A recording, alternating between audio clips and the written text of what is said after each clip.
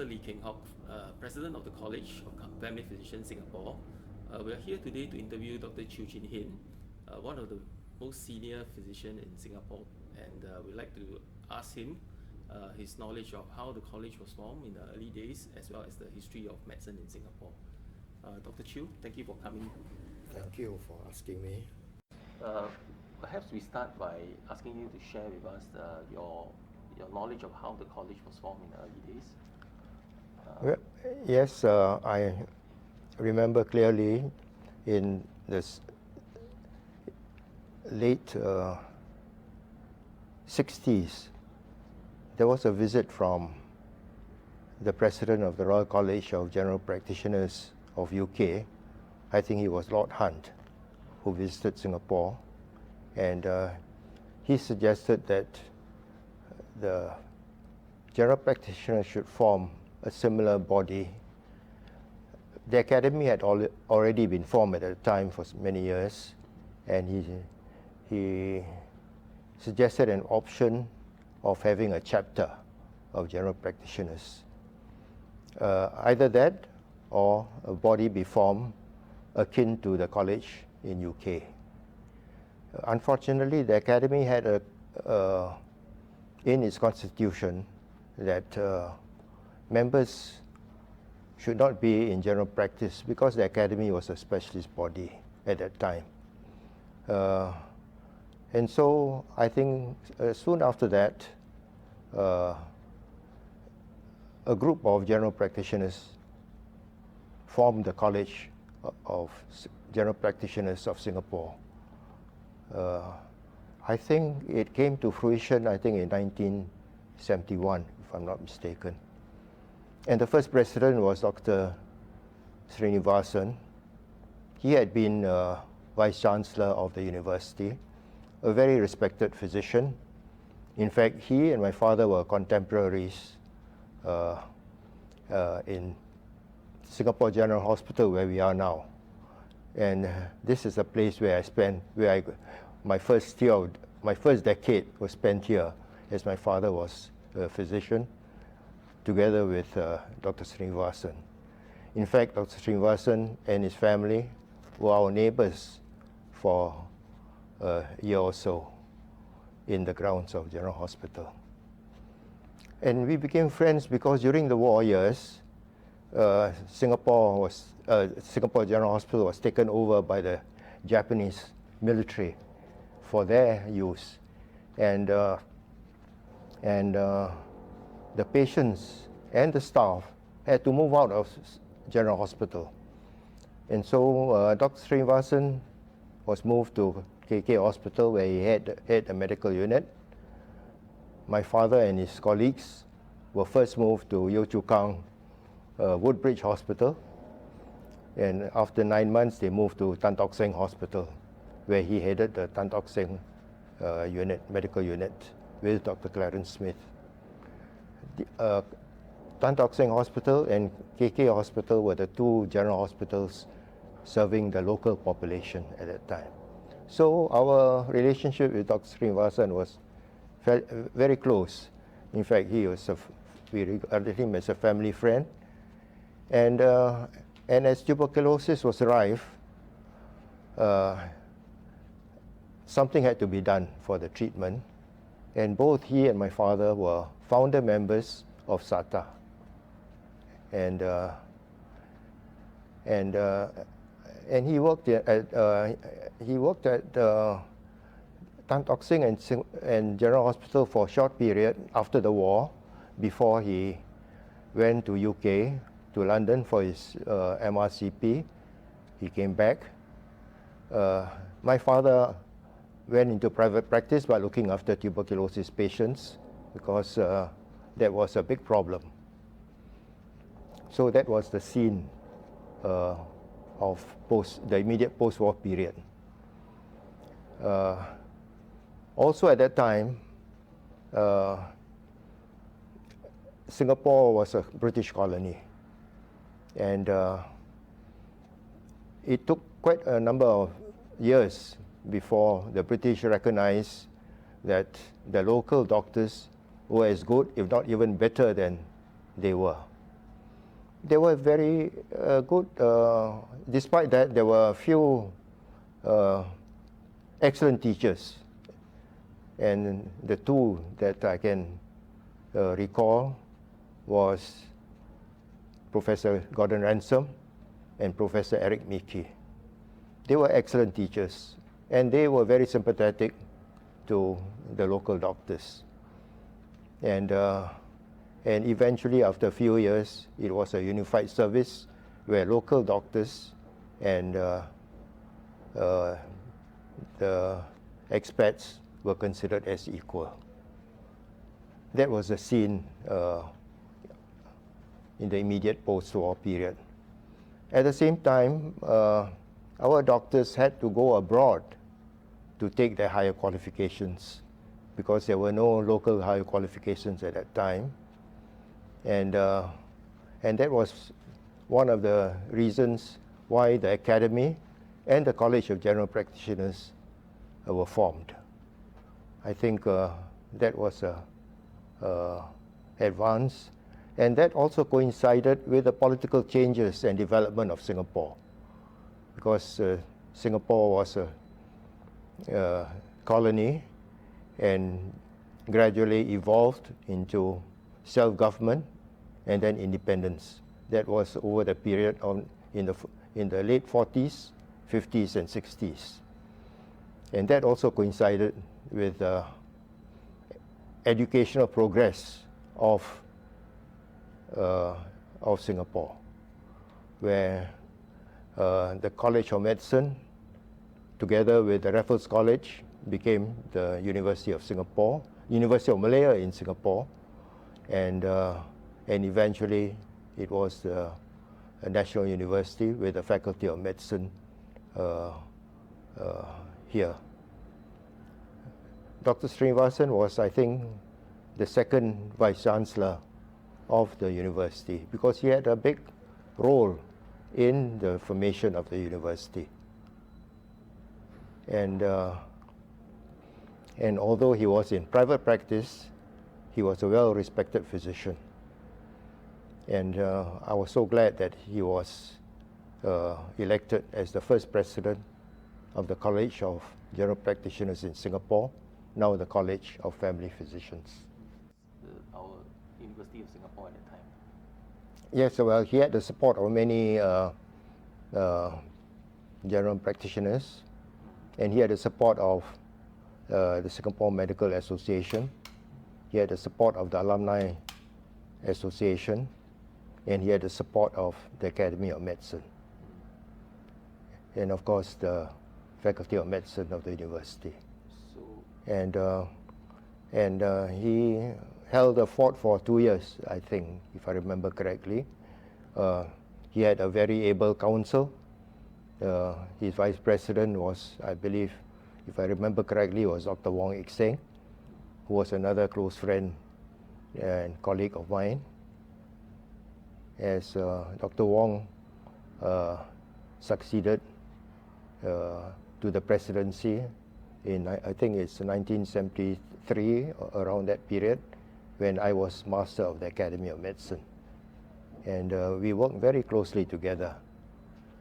And in fact, I proposed and Council accepted him to be a member of the Academy of Medicine at that time. He was one of the first two general practitioners who were members of the Academy of Medicine. The other was Dr. Gordon Horn, another respected physician. Dr. Srinivasan was appointed as the Vice-Chancellor of the university at that time. Yes, he was the Vice-Chancellor of the University of Singapore, in fact, because with the formation of a university of Malaya in Kuala Lumpur, Singapore had its own university. Although they worked together, both were from the same parent, the college, the King Edward VII College of Medicine and the Raffles College of Singapore at Bukit Timah. The medical school, of course, had existed as the King Edward VII College of Medicine since 1905, and the standards of medicine in the college had always been of the highest and always has been regarded as equal to those in UK. In fact, the diploma was recognized by the General Medical Council just a few years after the first batch of graduates, and they were fully registrable to practice in UK and the whole of the British Commonwealth. So why was Dr. Srinivasan chosen to be the Vice Chancellor? Was he very active in academia? Well, yes, although Dr. Srinivasan was in private practice, I remember when I was a trainee medical officer in Professor Ransom's unit, Dr. Srinivasan very often came to join us in ward rounds, in teaching rounds, and he also lectured to the students. And this was given out of his own, I don't think he accepted any remunerations for coming to teach. And he was a highly regarded lecturer and teacher, especially in teaching bedside medicine. I think that's one of the big strengths of Singapore medicine. So they come to the hospital to teach students like... Yes, yes. I remember him taking classes in Medical Unit 1, Professor Ransom's unit, where I was trained. And in fact, I remember Dr. Evelyn Hannam had just returned from UK when I was a trainee there. And Dr. Evelyn Hannam, as you remember, became one of the early council members of your college, and became the censor-in-chief, I think, the second censor-in-chief. The first censor-in-chief was Dr. Wong Kam Hung. He was another colleague of mine, trained together in Professor Ransom's unit, in Medical Unit 1 in this hospital. And we worked very closely together. Dr. Wong was one of the early fellows of the Royal Australasian College of Physicians from Singapore. Because in the 50s, we developed close relationships with the Royal Australasian Colleges, both physicians and surgeons. And we sent a few of our trainees to Australia and New Zealand for further training and examinations. While many of us, of course, we went to UK, to London, Edinburgh, Glasgow for our examinations. But this, our students were very good. The results were excellent. But by sending our trainees to UK, there was not only an economic cost to the country, but also while they're there, spending a year or two, it was a loss of manpower here. So a number of us said we have to start having our own qualifications. And that was a time, about the time when the College of General Practitioners was formed, when Dr. Toh Chin Chye, who was Deputy Prime Minister, gave a speech saying that why Singapore has not started its own higher professional qualifications. And Professor Shanmugaratnam, Master of the Academy at that time, responded immediately, calling for emergency council meeting where few of us were involved.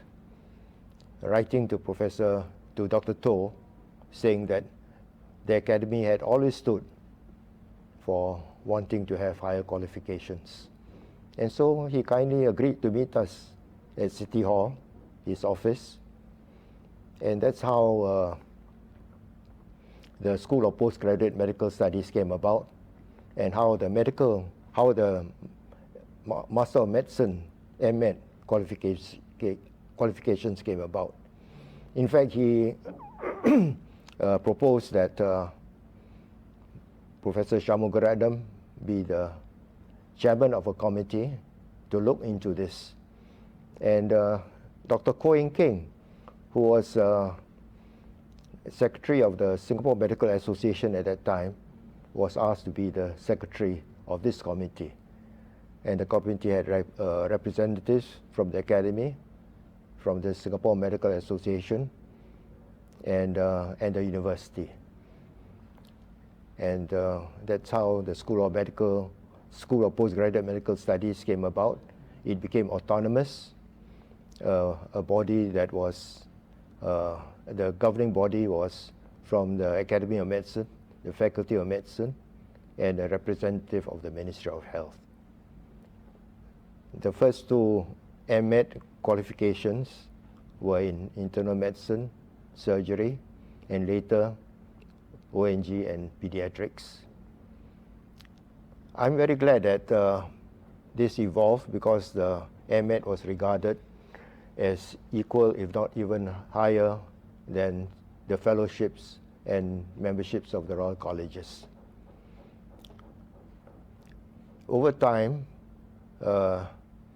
more and more disciplines were added to the degree, to the Master of Medicine, and I'm glad in the 90s we managed to get MEd in family medicine approved by the School of Postgraduate Medical Studies.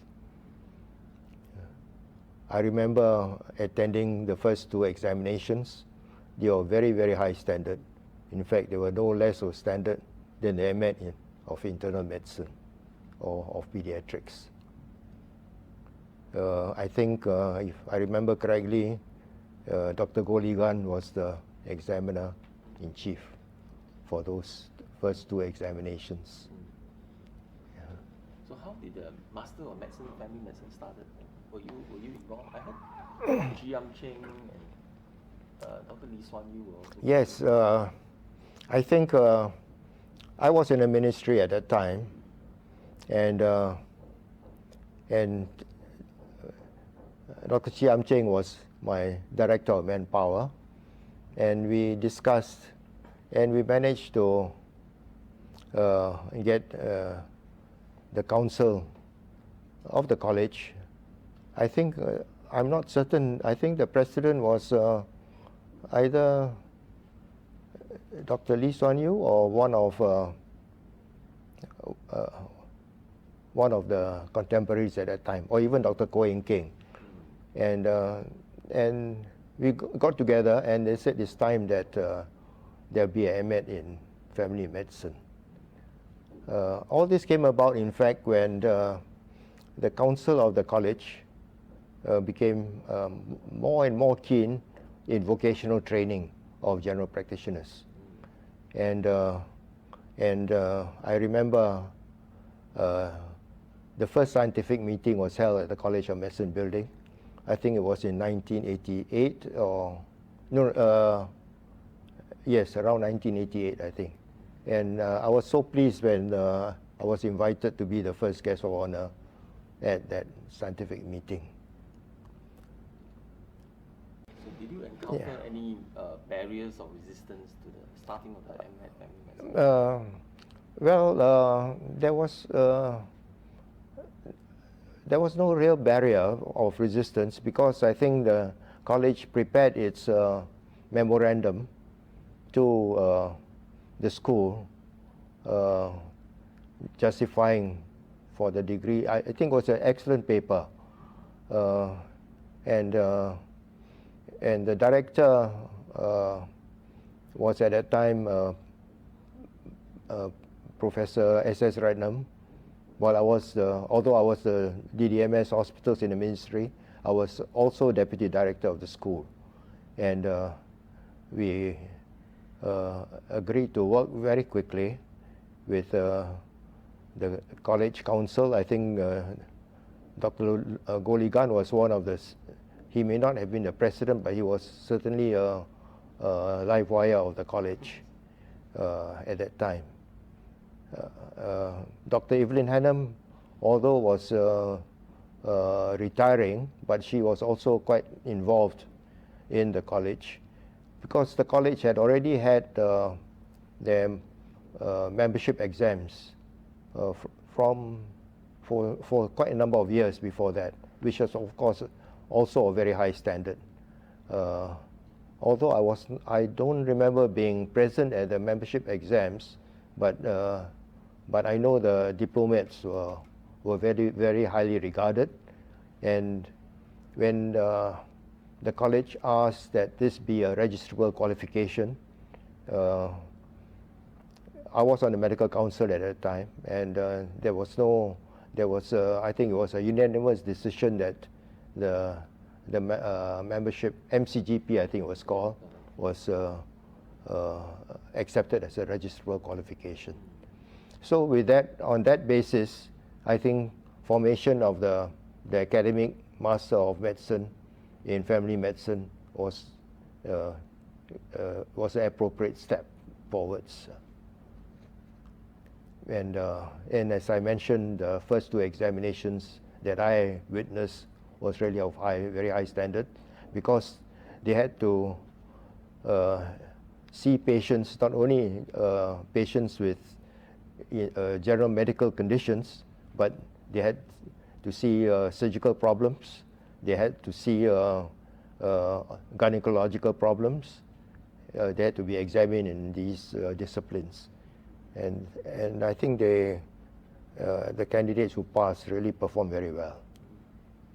So it's so interesting to learn that the local medical professional bodies were very active in pushing the standards of yeah, I think it was a stepwise process that progressed. It was not an overnight affair, and it was a gradual progression from the membership exam of the college onwards. But before that, of course, there was preparation of courses, which many of those in council were excellent teachers, and of course, teachers also had the college also had teachers from the university, from the academy, to take part in the courses. And I remember distinctly the first convocation that I attended. If I'm not mistaken, it was in 1972, around 1972. I think it was held at Hotel Royal in Newton Road. I think the hotel is still there, but I think it was there that it was the first convocation was held there with a dinner, the first or second annual dinner. I'm sure it's all in your archives. Yeah. So, do you think there's any lessons that future leaders of the professional bodies can learn from all these? Well, you see, family medicine, as with all the other disciplines, progress. And the technological and scientific advances have been enormous. And so too, we have developed not only the Master of Medicine, training courses and vocational courses have to be planned. And I'm so glad that now besides the Master of Medicine, our school has also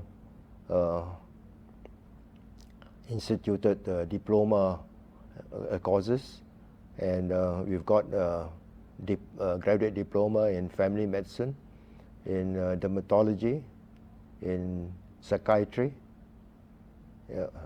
and of late, of course, geriatric medicine, and a few others. And this is in keeping with the also with the changing pattern of demographic pattern, where where our community lives longer, and we hope that they live longer, but not only longer, but they should be healthier. I think that's very important, and I'm glad that and this progression is going on, and it will progress. Yeah. So if we can go back to some of the early leaders of our college, your memories of them. How was Dr. Srinivasan like as a person? I've never met him. Yes. Any encounters that we can share? Yes. Well, Dr. Srinivasan was he was a giant of a figure, and in fact, my last visit to him was in his home. A couple of years before he left us. I brought one of his old colleagues who was with him in London. Both were taking the membership examination at that time, just after the war. His colleague was Professor Sir John Crafton, who was a very good friend of ours. He was an outstanding person who brought tuberculosis under control in Edinburgh with his standard chemotherapy regime at that time. And he was a good friend of Dr. Srinivasan. So when he visited Singapore as our guest, he mentioned that he would like to see Dr. Srinivasan, Sir John Crafton. And so we managed to arrange, and Dr. Srinivasan at that time was not too well, so we brought him to his home. And there we had a very good chat over tea with Dr. Srinivasan and Mrs. Srinivasan. And they were together in London taking the membership examination in 1947 or 1948, just after the war. And it was a very good reunion for the two of them. So they took the exams together? They took the exams together. They passed one shot, both of them. There was no difficulty in getting through the membership examination. So Dr. Srinivasan was working in one of the medical units in this hospital? No, he was in Singapore Government Service. I think after the war, while KK reverted back to being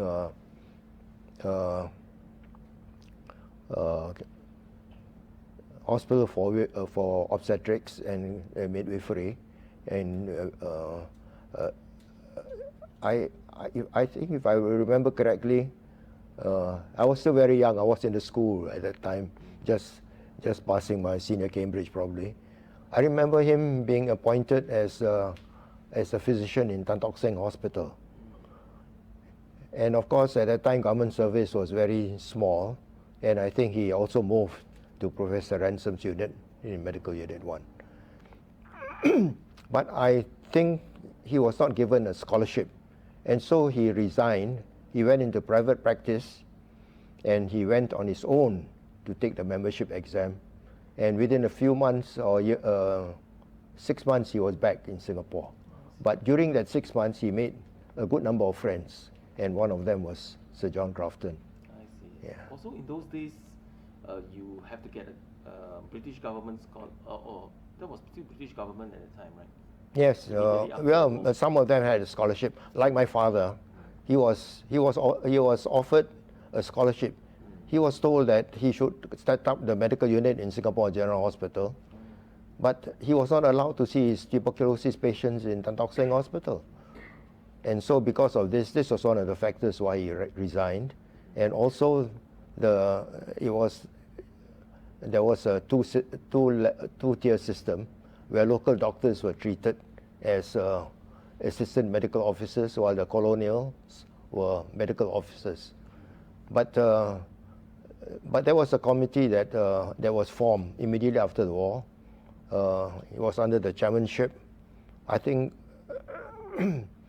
I think it was under the chairmanship of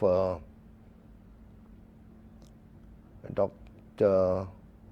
Could be under chairmanship of Dr. Srinivasan even, you know. But my father was a scribe, and they wrote to the British government that this disparity must be corrected. And the Secretary of Colonies replied to say that they accept this in principle, but it took about 3 years before this thing happened. So many of them had resigned, including Dr. Srinivasan and my father and a few others. There was another doctor who also left on his own for the membership, and he was Dr. Tevadasan. They were the two, but I think Dr. Srinivasan was the first to get the membership of the college, of the London College. But soon after that, I think Dr. Montero and few others also succeeded and came back soon after. So you worked with Prof. Gordon Arthur Ransom before? Yes, I was his houseman. Oh, that was interesting because Yes. I'm now actually the college master of one of the student colleges in Yes. Duke NUS, and one of the college that I'm in is named after Sir Arthur Gordon Ransom. Yes. So my students are always very curious about this figure, but we have very little information. You see, Gordon Ransom came to Singapore before the war. He came to Singapore in about 1938, working in Singapore General Hospital and Tan Tock Seng Hospital. He was the first assistant to Sir Brunel Hawes, who was professor of medicine. And when the war, Gordon Ransom was very popular with the local doctors. They were very good friends. Montero, my father Benjamin Chew, Srinivasan. They all worked together. And there was Dr. Landau, who was head of medicine at Singapore General Hospital. And they were a close-knit group. Gordon Ransom always had the desire to teach and to pass on knowledge. And his forte was bedside medicine, clinical medicine. And he was an excellent diagnostician. And that's how he taught all these young medical students during those days how to excel in clinical medicine. Unfortunately, when the war broke out, most of them were interned. But Gordon Ransom, for some reason, managed through some means to get away from Singapore and join the British forces in India. And from there, he joined the British forces, the RAMC, the Medical Corps, and did lots of work as a physician in the British Army in Burma, and he was mentioned several times in dispatches, and he really treated he treated both the British soldiers and the enemies alike, and that's one of his teachings, that patients are patients, whether they are friend or foe. They must be well treated. Those days, infectious diseases was very rife.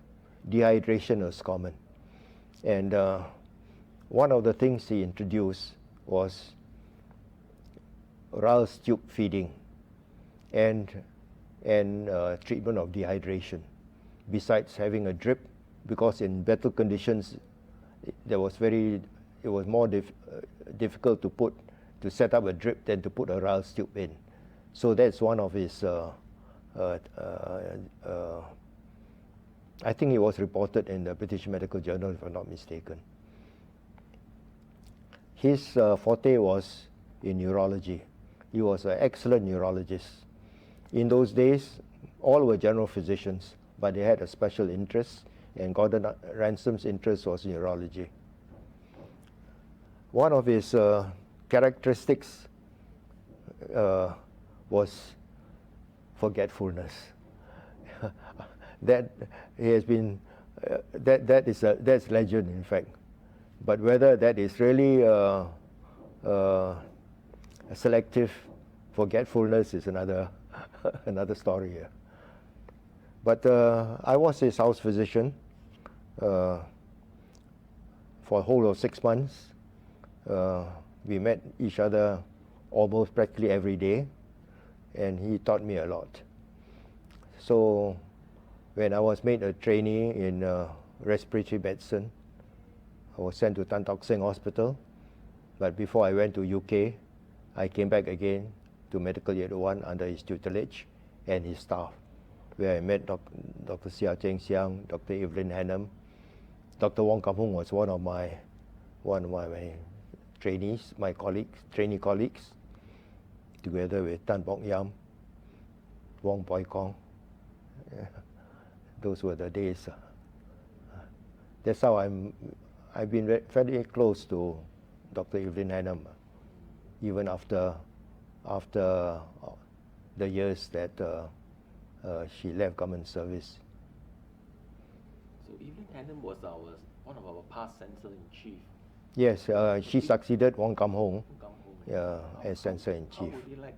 I didn't have the privilege of meeting both of them.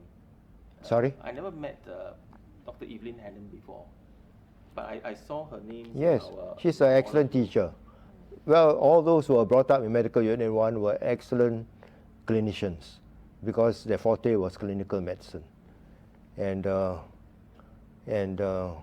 she started a clinic in Outram Park, just opposite SGH, and that's where all her old patients went to her.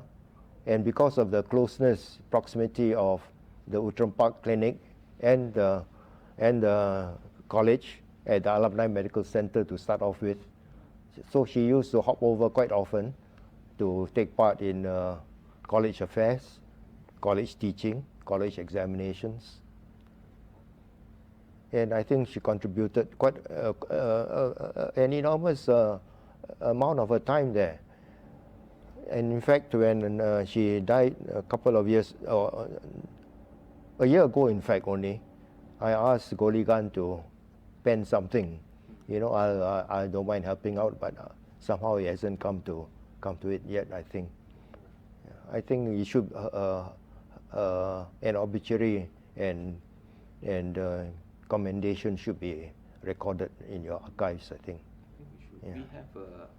We have a medal, I think the Albert and Mary Lim Award, if I'm not mistaken. Yes. And we awarded it to Evelyn Hannam. Yes, yes. And I think she donated it to our college. That's so right. Yeah. In our Yeah. Please archives. keep it as a treasure in the archives. I think it should be. Yeah. Do you? Yeah. I think she was. My memory is running Yeah.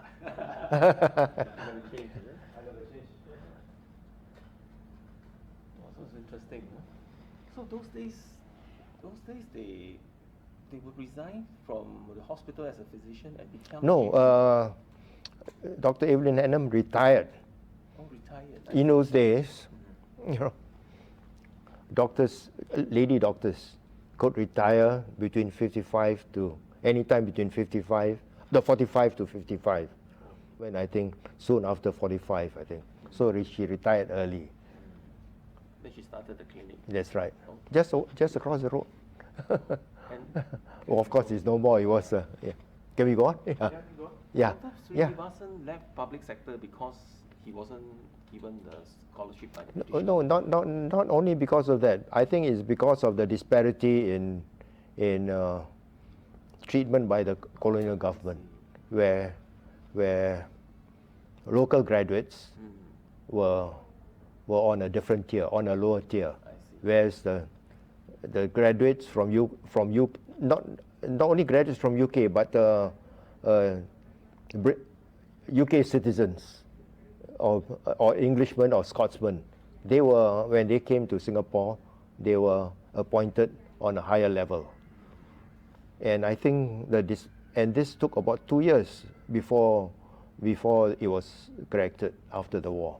So I think in the interim, they could not wait, and they left the service. So in those Although days, they were as competent, if not more competent, than the UK citizens. So you knew another of our past president very well. That's Dr. Wong Heck Seng. Yes. Do you have any? First of all, Dr. Wong Heck Seng always wanted to keep up with education, medical education. So even after graduation, even after achieving a good general practice in Jurong, he came back to attend ward rounds, to attend teaching rounds. And I remember, in fact, whenever there was a cause, because in the old days, we had courses, the Academy of Medicine and the university had courses, preparatory courses before examinations, for the fellowship examinations. So he invariably attended these courses. That's how we became friends. And of course, when he became president of the college, and his term coincided with my mastership of the academy, so we became very close friends. In fact, there's a photograph of our patron visiting the college and the academy together at the old medical center at College Road, 4A College Road, I think. And after that, we became in close touch because he was a member of the Public Service Commission. And very often, we sat together because when promotions are involved, there's usually one advisor from the Ministry of Health, and very often I'm the one appointed to be advisor to the Public Service Commission. And that's how our rapport continued to, our links continued to be close. Because I think the promotions of medical services at that time was very bureaucratic. And so we really had to promote all the ones who are really good and deserving, they have to be promoted. And this not only applies to doctors, because very often we had even nursing officers coming from staff nurse. When they had to be promoted to sisters, they had to be to nursing officers. They had to go through the Public Service Commission. So these are the and being a doctor, I suppose he was involved with the promotions of and the progress of the medical services, civil servants in the Ministry of Health. If I'm not mistaken, he was the chairman of the Public Service Commission at one time. He was deputy chairman, in fact. Oh. I think they had two deputy chairmen. He was one of the two deputy chairmen. And so one of the two, and being a doctor, he was involved with medical services. That's how we continued to maintain our friendship. I found it quite interesting. He was in private practice at that time. Yes, but he was very highly regarded by the government. Oh. Yeah. So, and while serving in the Public Service Commission, I'm sure they must have observed how he handled the progress of the medical services. Yeah. So was he a physician in one of the hospitals before he became a GP? No. He might have worked in one of the units, but he left for private practice fairly early. But he was very insistent that continuing medical education must carry on, and so he himself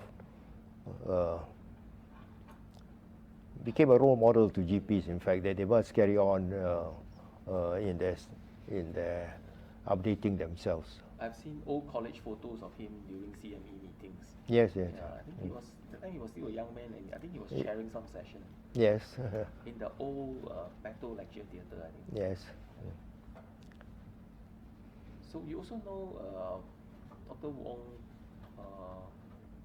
Kam Ho. Yes, Wong Kam Hong was in fact my cohort, but he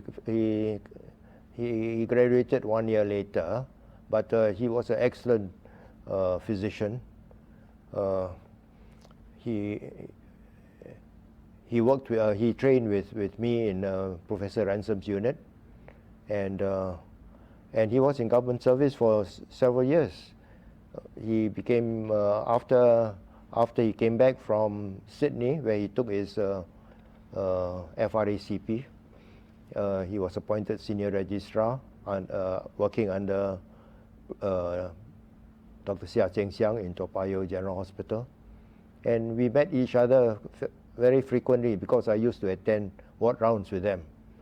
And he was an excellent man, and but he felt that he could serve the community better by being a general practitioner. So he left government service as a physician, and he started his clinic in Siglap. He was one of the very popular GPs of that area. And while he was there, the college, of course, managed to get him when it formed into the, I think he was in the first college council, I think. I think he's our first census. Yes, yeah, under, serving under Dr. Srinivasan. He has very high, he expects very high standards from That's right. His standards are very high. In fact, sometimes a bit too high, I think. Anyway, but Dr. Evelyn Hannam was senior to him as a physician. But she also left the government service as a retired government as a physician. As I said, physicians, lady physicians could retire any time after 45 in those days.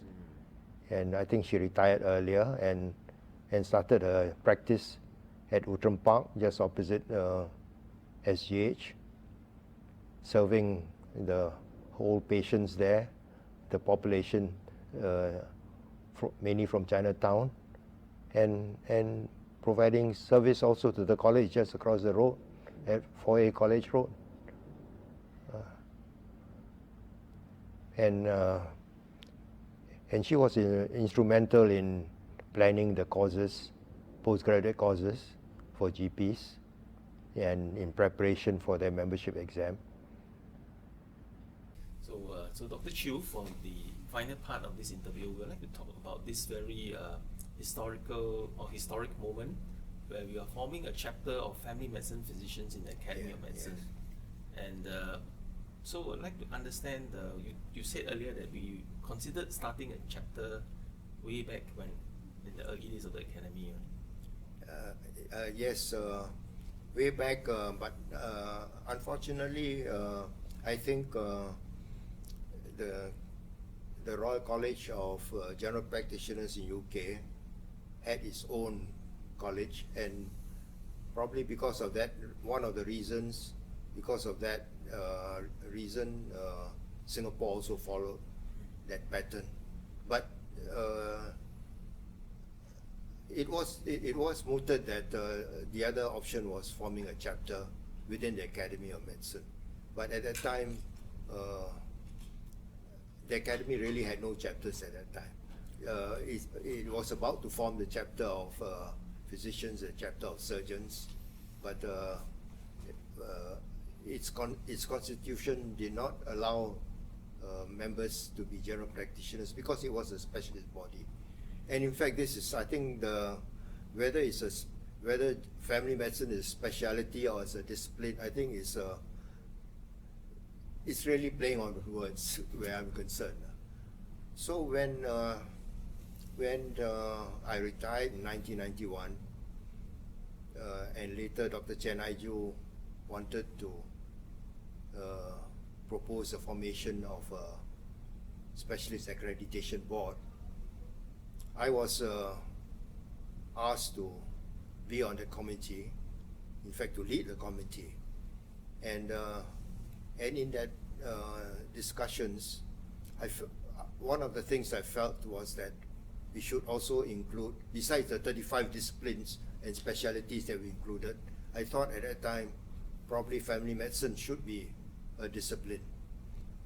But from unofficial context with the college, and I think the college was not too happy also at that time. I don't know why, probably you can find out the reason. Because they felt that they were not a specialist body, they were a discipline, so to say. And for that reason, I think the SAB was formed with 35 specialties, but not including family medicine. Strangely enough, the Hong Kong Academy of Medicine that was formed included general practitioners, included family medicine under the academy. So in recent times, when this idea of forming a chapter within the academy had brought up, I fully supported, because I had always thought that the word discipline and specialty is really, they are, to me, is synonymous. So I gave all support, and I think some of your past presidents were also very supportive. Lee Suan Yew, Cheong Pak Yen, Goh Lee Gan. I know them all very well, and I'm sure it will come to fruition very soon, I'm sure. The master of the academy is very supportive, and I think at the last AGM, if I'm not mistaken, we passed that resolution, I think. So I think now it's up to the college to start the ball rolling and see how we can have the first few founder fellows of the academy of the chapter of family medicine. So at our college AGM, we also talk about this. Yes. And the general body also passed a resolution strongly supporting this move. Good. Yes. And I think, and this will only upgrade the standards of family medicine. I'm very confident this will be the way to move forwards. So next year will be the 65th year of the academy. Yes, and So perhaps. and I'm sure you'll see family medicine there represented, Yes. and probably the president as the first chairman of the chapter. Well, probably we are going to form a fellows committee in the college. Yes. Which will then sort of translate into the chapter yes. in the But academy. but whatever it is, I've told the master that the relationship of the academy and the College of Family Medicine must remain strong and continue to remain strong. Yes. And they have to work together for the progress of medicine in general. So yeah, I fully agree. I think talking to you and listening to you about the early days, I think it's the very close comradeship and collegiality of the senior doctors that move the profession along. Yes. Even I'm very surprised that even DGMS was formed by this. It's almost like a grassroots movement coming up. Yes, and in fact, I must take off my hat to Dr. To and Professor Shanmugaratnam, because they were really the two persons who were really instrumental, of course with the support of the Academy Council. I think, and that was a very historic meeting that we had at City Hall. It's a pity that we did not take photographs to record. Amazing. I think that really But I think Yong Kiat did produce some minutes in the Academy's archives, I think, of that meeting. And I think that really transformed the medicine in Singapore. Yeah, right. Pete Advance Yes. actually started from that moment.